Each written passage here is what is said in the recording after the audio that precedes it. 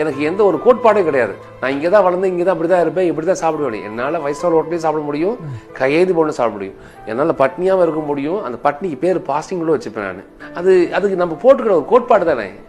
நானாக இருக்கிறது பெரிய குவாலிட்டி தம்பியா. அழகு என்பது என்ன அப்படின்னு கேட்டால் முகத்தில் கிடையாது. அகத்தின் அழகு முகத்தில் தெரியும். அந்த அகம் அழகாக இருந்தாலே போதுமானது.